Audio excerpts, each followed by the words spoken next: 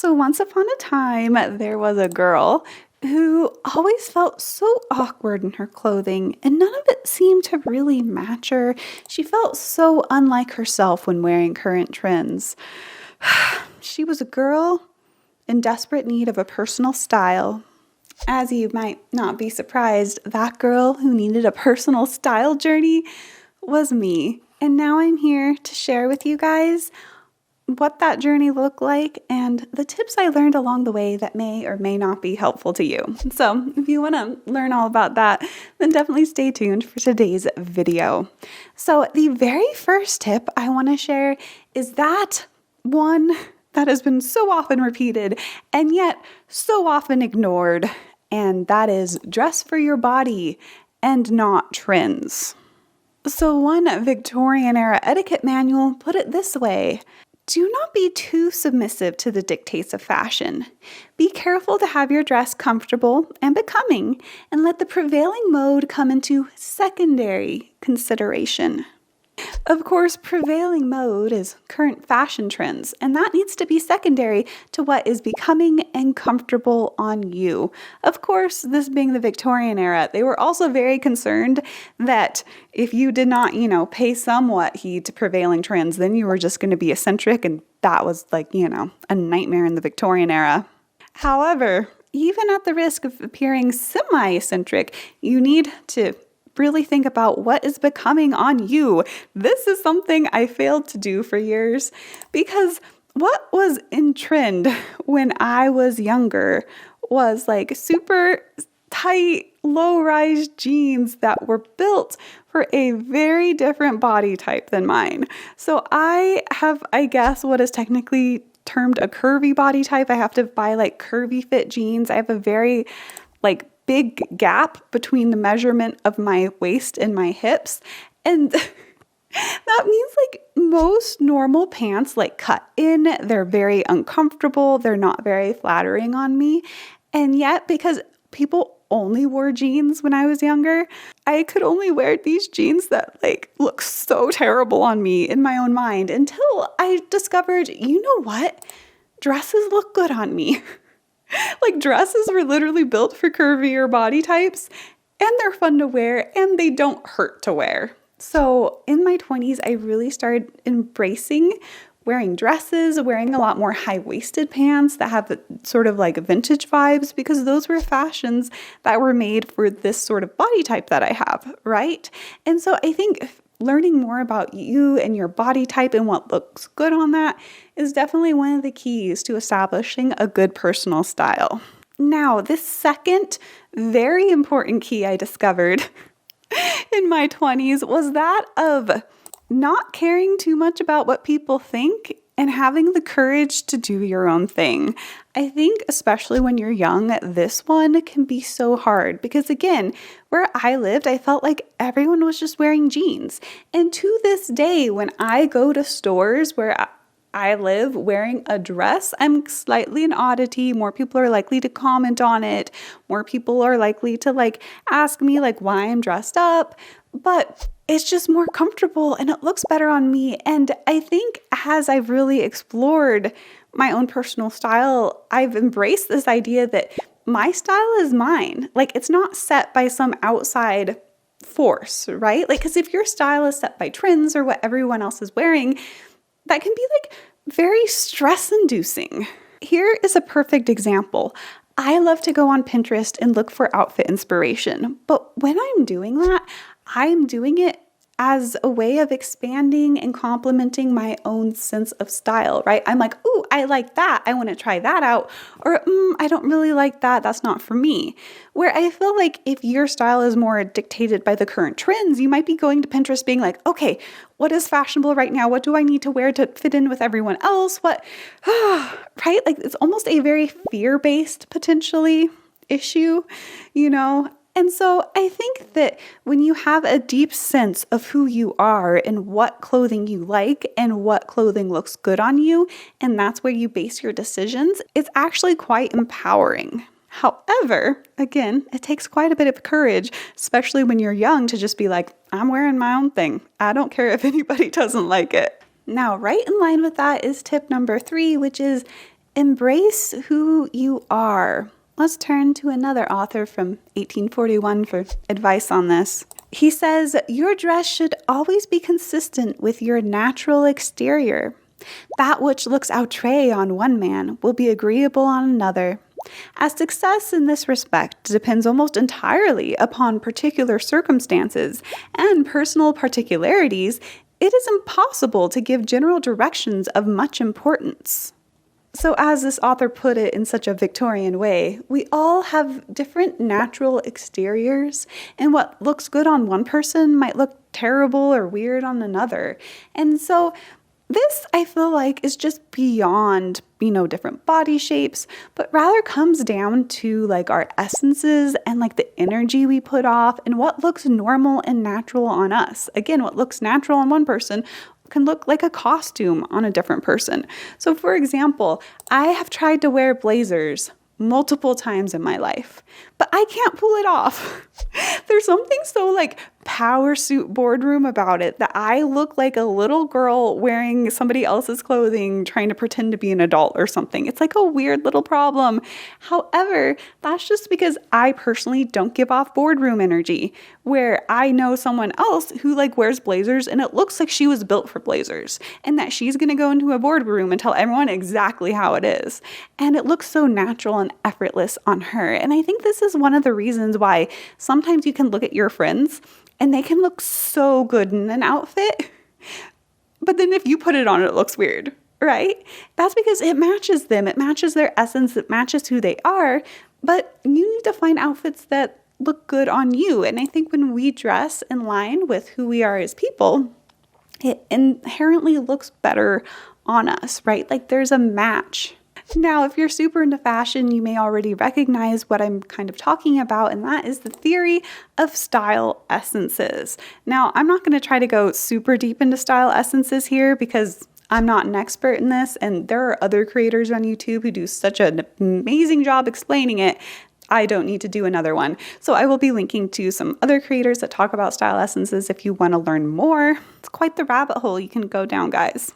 However, myauthenticstyle.com explains the theory this way. It says, an essence is less tangible. It's based on a person's embodiment and personal expression, and identifying it helps a person know their inner stylistic character so that they always look like themselves or harmonious. A person dressed in a way that captures their essence looks wonderfully complete, and they animate their look. They bring it to life. Conversely, even in lines that perfectly match their body type, a person who doesn't dress for their essence will look dull and incomplete. So basically, there's generally considered to be 7 different style essences for women, ranging everything from the powerful and the striking to the cute and innocent to the mystical and otherworldly. And really figuring out which essence you have, and usually it's a combination of maybe 2 or 3 essences that someone like really captures in their vibe. Basically, once you understand the energy you're giving off and you start dressing in line with that, it will look effortless and natural, and like that's how you were meant to dress. And this is one of those things that when I learned about my style essences, it revolutionized how I looked at both dressing and myself. Because can you guys guess what my dominant essence is? Well, if you're into style essences, you might have recognized me as an ingenue. So again, myauthenticstyle.com defines ingenue essence as, it can be described as the most delicate embodiment of femininity. It is sweet, youthful, and innocent. In other words, a woman who embodies this essence can be defined as the classic princess archetype. Guys, I have been getting comments on YouTube for years that's like, how can anyone be this feminine? Like, you're the most feminine person I've ever seen. I'm like confusing everyone with my level of femininity and just sheer amount of cherry blossoms. However, in real life, people also will tell me I look like a doll, or little girls will think I'm a Disney princess just walking around. So basically, when I learned about style essences, I instantly knew that being an ingenue was my calling. So ingenues usually look good in things like lace, light pastel colors, ruffles, bows, tiny little floral patterns, and more or less, if it looks like something a little girl would wear, that's probably ingenue essence. And I feel like as someone who has this as their dominant essence, one of the reasons I struggled to ever embrace it before learning about essences is that society, at least where I live, pretty much tells women they need to grow up. Like the bows and ruffles are okay when you're like a little girl, but for some reason, at some age, it's no longer appropriate. Even though if you think historically about the Victorian era, for example, those women were wearing so many bows and ruffles that they were like channeling ingenue essence their entire lives as perfectly acceptable adult women wear. So I definitely think it is an essence that doesn't get the respect it deserves these days.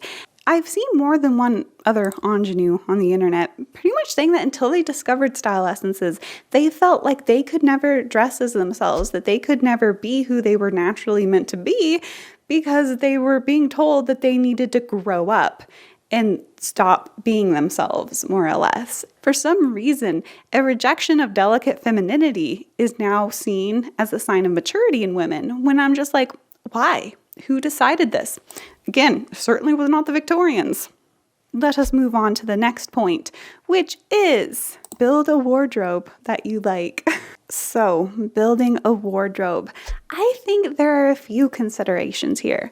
Of course, you would want to select pieces that flatter your body type, that are in line with your essences, but then also, I like to think about the sustainability and the mix and matchability of a personal style wardrobe. First of all, I am definitely an outfit repeater because to be otherwise would cause a shocking amount of overconsumption and waste, right? And so I do like to try to find pieces that I would be excited to wear again and again and again for years to come. Now, one of the ways I try to make them as mix and matchable as possible is by having a general color palette. For example, I know I have cool toned skin with pink undertones, and basically that means that certain shades of pink and ivory and blue and lavender generally look good on me. And if you also combine that with the fact that my natural essence of ingenue generally looks good in lighter pastel colors, a lot of my closet is like light pink and other colors that just naturally bring me to life. Now, this makes it very easy to shop because when I'm looking at something, I'm like, does it come in one of my color palette colors? If not, I'm not going to buy it. It prevents me from buying things that I know will just like genuinely not look good on me and then just sit in my closet and then never be worn. Something else I love to think about is the quality of the items and if they will last. Let's go back to that Victorian era etiquette manual for this. To buy a poor, flimsy fabric merely because the price is low is extravagance, not economy. Still worse if you buy articles because they are offered cheap when you have no use for them. In purchasing goods for the wardrobe, let each material be the best of its kind. The same amount of sewing that is put into a good material must be put into a poor one, and as the latter will very soon wash or wear out, there must be another one to supply its place. Purchased and made up. When buying a good article at first, this time and labor might have been saved. A good, strong material will be found cheapest in the end, though the actual expenditure of money may be larger at first. Now, of course, I do not do a lot of sewing of my own outfits, but I do think this general principle of realizing that higher quality clothing will last you a lot longer and be better staples in your wardrobe and ultimately cheaper in the end is a good one that holds over from the Victorian era. And then also, I liked how they point out that sometimes we buy things that are cheap when we don't even need them. And I think this is one of the reasons I don't go thrifting as much as I used to, because I would often only buy things because they were really cheap at the thrift store and they were kind of okay, but I didn't really love them, but it was the best thing there was. And then I would just end up redonating them because I'm like, I don't really ever wear this. I don't really like it that much. And so I do still try to, of course, save on clothing by buying secondhand online or looking for good sales or coupons. But overall, I do try to invest in my wardrobe more to make it more sustainable and just capture my true essence versus whatever they just have at the store that day. And that is one of my primary questions I use while shopping, which is, if I buy this, will I be excited to put it on? Right? Like when I look in my closet, will I be like, ooh, I want to wear that? Or will I be like, oh, I guess I should wear this. I haven't worn it in a while. If the answer is I'm not excited to wear it, then I just shouldn't buy it to begin with. Anyway, that has been my personal style journey. Over the years, I've learned what looks good on me. I've learned what my natural essence is and to embrace that and to just generally not care what other people think and build a wardrobe that will last me a long time and evolve with me as my style changes and grows, right? I definitely don't think that my style journey is over yet. I'm at some intermediary point because I don't think that style journeys ever end, right? What I'm wearing when I'm like 60 is going to be different from right now, though hopefully still very cute. Anyway, let me know in the comments down below. What are some key essentials of your personal style? What has your style journey been like? And as always, guys, keep being awesome because you're awesome. Bye.